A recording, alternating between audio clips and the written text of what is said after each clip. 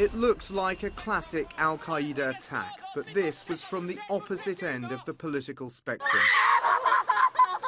A far-right extremist, possibly a lone wolf, furious at perceived Islamification in Norway, venting his anger on his own people. But it appears Anders Behring Breivik wasn't alone in his warped political ideology. His alleged manifesto boasts of links around Europe, and he even claims he attended a summit with other extremists in April 2002 in London. Far-right groups have condemned the massacre in Britain, but some, like the English Defence League, whose rallies have often descended into violence, have described the attacks as a wake-up call for politicians. They share Breivik's anger at perceived uncontrolled immigration. They say tensions are at boiling point. Resentment is huge, I'm telling you, but you're not going to see Anders Breivik kind of action. I don't believe that's going to happen. But you are going to see mosques invaded, that kind of thing. The far right is enjoying a resurgence across Europe.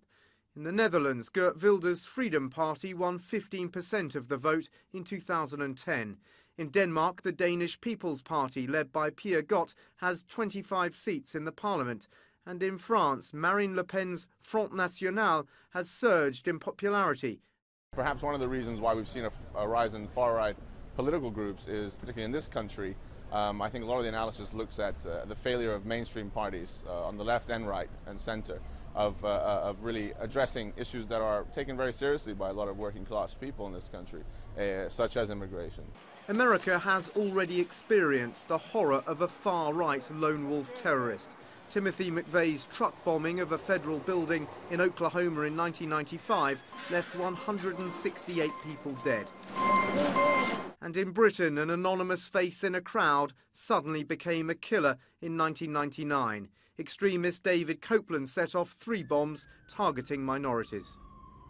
David Copeland's terrible bombing campaign was 12 years ago here in London, but the police have never discounted the threat from a so-called lone wolf terrorist. In some ways, it is their worst case scenario. Events in Norway have underlined just how difficult it is to thwart such an attacker. If they're acting alone, it's almost impossible for security agencies to spot them. No co-conspirators means no emails to intercept and no phone calls to tap. With rising discontent among the far right, it is a problem now vexing police across Europe. Dan Rivers, CNN, London.